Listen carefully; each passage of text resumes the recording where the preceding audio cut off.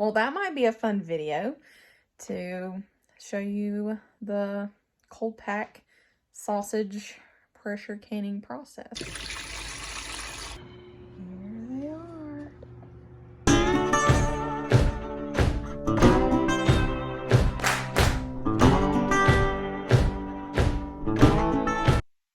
Hey y'all. Well, when thinking about what I was going to record for this week's video, cows are all doing good. Houston's doing good. Let's knock on some wood. Dakota went to our local farmer friends that butcher hogs, and we have some fresh sausage. Glorious, glorious sausage. We usually buy a bunch every year and we freeze some of it, like patty it out. We buy pork chops and like all of that stuff, but we bought a lot last year. And so we still have some patties and everything, but my favorite way to eat sausage, and I didn't do much of it last time, so I really had to like hoard it up and not eat it as often as we would like to. But I love cold pack sausage. And you may not know what that is. If you Google it, it'll tell you not to do it this way. But my Nana, I think we've talked about this before. Oh yeah, when I was doing my canning video and I showed you the cold pack sausage. So, you know, Googling will tell you not to do it. But my Nana has done it this way for years. And it's the absolute best. So it's the sausage where you pressure can it in the can. But then you still, like when you take it out of the can, you still have to cook it in the skillet. But it makes like the best little like sausage crumble crispies. So good. So I'm going to pressure can. I've got 15 pounds of sausage. So I'm going to try. I can't remember. I know, you know, in my pressure canner, I can do 7 quarts, but I can't remember how many pints I can do in a run. So we're going to see. Probably just going to do 2 runs worth, whatever that ends up being, or if I run out of sausage or whatever. But that's what we're going to do. And I thought, oh, well, that might be a fun video to show you the cold pack sausage pressure canning process. So I just went around my kitchen and collected all of my pint jars. I had to look in the depths because I keep stock in quart jars because I do most of all of our stuff in quart jars. So my pints are a little bit more difficult to find. But I've got to see how many I found. I hope I have at least 15 because I can usually fit about a pound of sausage in a pint jar. All right, so I just drug these out. I've got to wash them and all of that. But I have 17, I think. 1, 2, 3, 4, 5, 6, 7, 8, 9, 10, 11, 12, 13, 14, 15, 16, 17. Yeah, I remembered correctly. So that's exciting. I'm thankful I have enough jars. Because if I hadn't have found all the jars, Dakota would have been like, I told you so. Because he asked me, because we've had this planned. And he asked me, he said, do you have enough pint jars? I'm like, oh yeah. Which I thought I had more than this. But I don't know where those jars went. Anyways, okay. Let's get going. I gotta wash the jars first.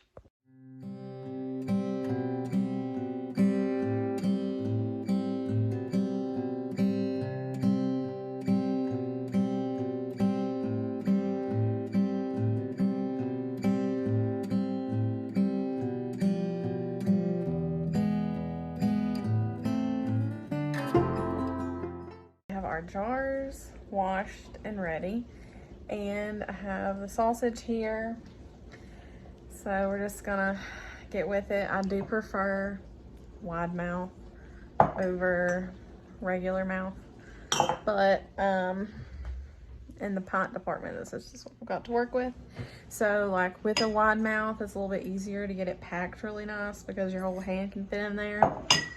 So this one is a little bit more difficult, but we're gonna do it. I'm already tired, but we're gonna do it. Oh, and I got my canner out and I tested to see how many pints I could put in it, and it's 8. So 7 quarts, 8 pints. So we should be able to can it all. So I'm excited. Let me show you. So here is our 15 pounds of sausage, and then our jars. So here, I mean, if you can, you obviously know, but if you don't, here's the kind of, this is a wide mouth, so it like stays straight all the way down, and this is a regular mouth, and it kind of narrows, so it's much smaller. So like this, I can like put my whole hand in it, and this, yeah. So we're gonna work with what we got. I'm just thankful that I have enough jars, and also found enough regular mouth lids. I keep the wide mouth like in stock faithfully, but I'm not as good about doing that with the regular mouth because I don't prefer regular mouth. But let's go. I am going to put on gloves for this because I don't want it up under my nails. And although it's very moisturizing, I'm not wanting to deal with all of that. So see how I'm gonna do it on a wide mouth jar first, just because it's easier. So, open the ball.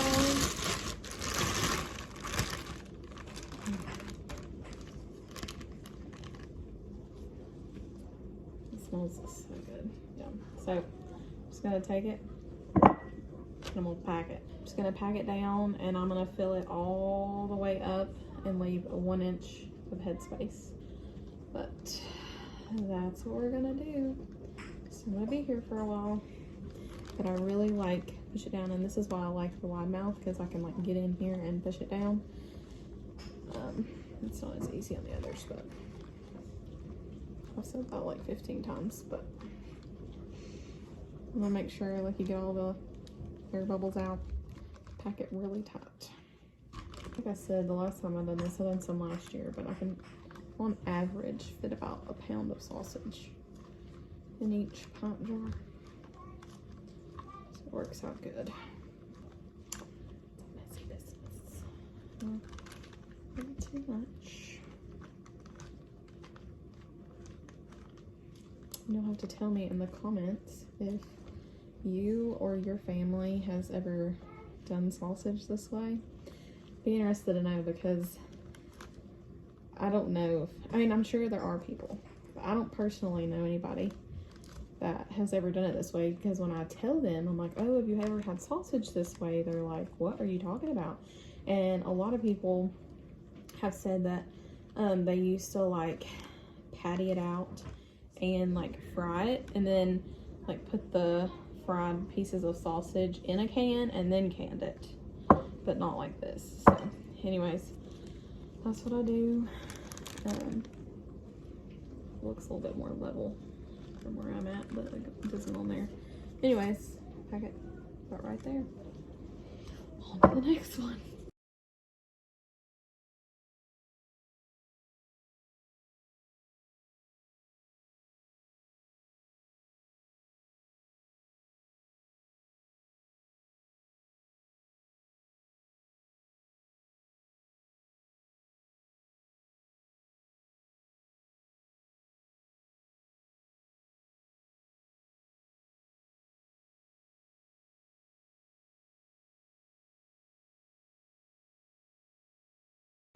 I have a little assistant here with me now, but so I've got 8 jars here that I'm gonna go ahead and I've cleaned them off to where they're like clean, but I'm still gonna take a towel with some vinegar on it and wipe the rims so that way make sure those lids will seal. Probably would be fine, but that's always the recommendation, is to put some vinegar and like go around it before you put the lids on. And then I'm gonna go ahead and get the lids on these and get these pressure cannon while I'm filling the other jars. It's quite a messy task. So it takes a little bit of time, so I'm like, well, I'll at least go ahead and get these started, because you know pressure canning is forever long anyways. So that's what we're gonna do.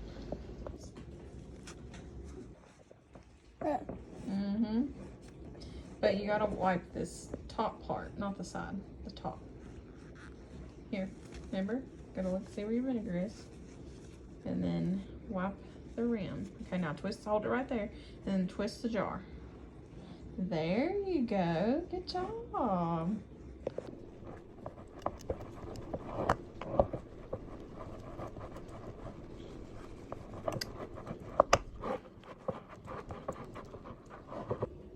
Now we're just, I put my, I got my lids, wash them in warm water. And now we're gonna put the rings on, and remember, you just tighten ever so slightly. You don't really clamp it down. I always get in my head over this because I'm always like, oh, it's too tight. Oh, it's not tight enough. I'll like undo them and adjust them like 5 times before I put them in the canner. I'll get one more regular amount for that one.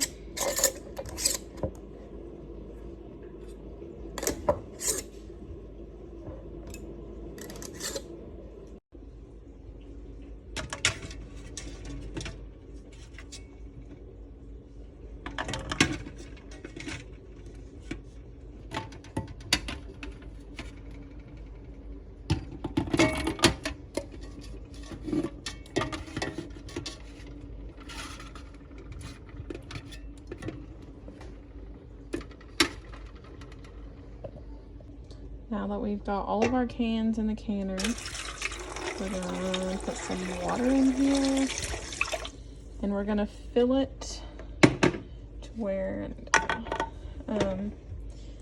it's easier to show you. I'm gonna get it to where it's about this far up on the jars, maybe a little more, but we don't put it all the way up, just a third of the way or so.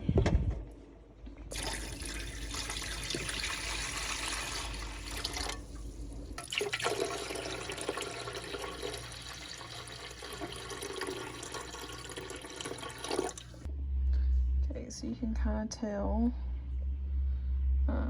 it doesn't look like as much on here, but it is at that level. Now we put the lid on.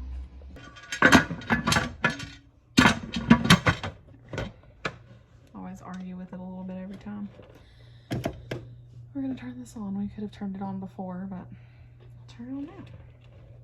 And I've got to read back through my notes to remember my pressure and my time, but I'll check that in a minute. But this will start getting warm, obviously, and then it's gonna shoot steam, and it's something that I do with my green beans that was in some sort of something that I read a long time ago, and like you're supposed to let this shoot steam, like where you can visually see it for like 10 minutes, then you put your weight on, and then you let it come to pressure, and then at that time, once it gets to the pressure you need it to be, then you keep it at that pressure for however long you're cooking whatever you're doing.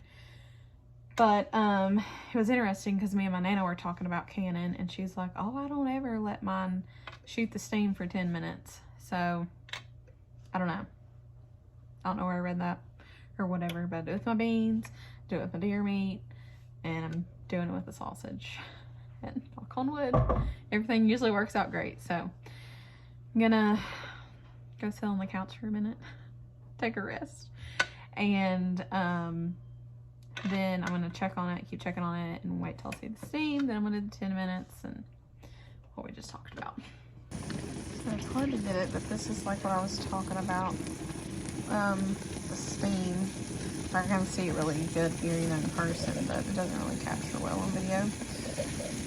But I let it steam like that for 10 minutes. A little canning facial here with the steam. It's pretty good, actually. So I looked at my stuff, and I have to pressure cook this at 11 pounds of pressure, my elevation, for an hour and 15 minutes for pints. For quarts, it would be an hour and 30 minutes, but since I'm doing pints, it's an hour and 15 minutes at 11 pounds of pressure. And now we wait. So we're a little over 11 pounds. It's okay. Just watch it and don't let it get too far over. But think that's the hardest thing about pressure canning. And like you literally, like I have to stand here with it the whole time to make sure that it doesn't fluctuate, you know, too much, like too high, too low. And like if at any time, like it goes below like the 10, 11 pounds, you'd have to like start your time over anyways. So it is a little finicky in that department, and it's hard for me too because I have to like adjust my temperature so much because I'll like cut it down to get it to go down, and then it's like getting a little too down, so I cut it back up just slightly. And so I play that game the whole time. But yeah, I got 39 more minutes. I made dinner over here for everybody. I did some homemade tomato soup, there's cheese in there, and some grilled cheese, and babysitting the canner. Oh, the best part is when you get to take it off and just let it naturally release. And there's no way I can do another run this evening, so I'm just going to do that one tomorrow. Alright, so it's the next morning, and I just let this sit in here overnight, so I'm going to take it out and set the jars over here. They shouldn't be too hot. Normally if they're hot, I set them on like a pad, but they're just going to be wet, so. Got them all out, and they all sealed, so I'm a happy camper. We will do another batch tonight. All right, y'all, here we are 2 days later, and I've packed another run of jars, so 8 jars, and I have this much sausage left over, which I'm not mad about, because I'm gonna make sausage balls, which we love. So anyways, while waiting on the jars to process, I went ahead and made our glorious sausage balls. They are so yummy. Got a little crispy on the bottom, but that's like the best part. And yeah, our jars are still processing. We have 17 minutes left. It's a slow go, y'all. It takes forever, it seems. Alrighty, so this batch is done. It's released all the way back down to 0. So now we can take it out of the canner. Excuse little man. So I'm going to take off the lid, and fun fact, the very first time I ever canned, I did green beans, and this was the step I was most nervous about, was taking off the lid. I was afraid it was just gonna, as long as you've let the pressure release back down to 0, you should be good, but you have to do that. Should be steamy. Yep. And then I'll set this. And we're gonna take the beauties out, and we're gonna, I have a hot thing or a pad thing down right now since they are hot.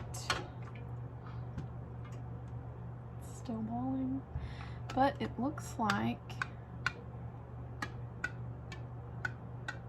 yes, they all sealed. So exciting. I'm always so happy when everything goes well and everything seals. So I'm just gonna get all these out. I did another full run, so another 8 pints. And then I also made those sausage balls that I showed you. So we got a very good amount of sausage. I'm very happy now that we have a good amount of this cold pack sausage, and maybe I won't have to hoard it up so much. We can enjoy it a little bit more often. So let me show you what they look like. All right, so this is what it's actually like a dish drying thing or whatever, but it works great because it's pretty thick. So anyways, here they are. And then obviously as this cools, like the sausage will sink and the grease will float and it'll solidify here at the top. But, so excited. So we're all done. Well, so that's it. That's all there is to it. I know canning can sometimes be nerve-wracking, but it truly is worth it. And then once you like get the hang of it, or at least for me, like once I've got the hang of it now, I love it. I mean, it's so enjoyable. It is time consuming, so that's sometimes it's kind of frustrating because it takes so long. But the like art of doing it is just, there's nothing like it. So anyways, I hope you enjoyed this video. If you like videos like this, let me know. Probably won't be, I'm trying to think if I'd be canning anything else. I've already canned deer. If we kill another doe, I may can some deer. I don't know.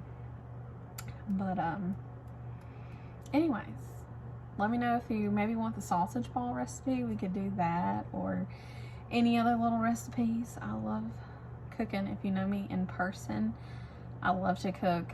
I love to cook for people. We always do. I host, well, I don't host. We usually go to Dakota's grandmother's house for Christmas, but I always cook the whole meal. So that's something that I've done forever. And it's something I really enjoy. So, and I probably will make sausage balls for that. So if you want the sausage ball making process, everybody probably knows how to make sausage balls, but if you want that, let me know. Or if there's anything else you'd like to see or we can make together, just let me know. But thanks for watching. See you next time.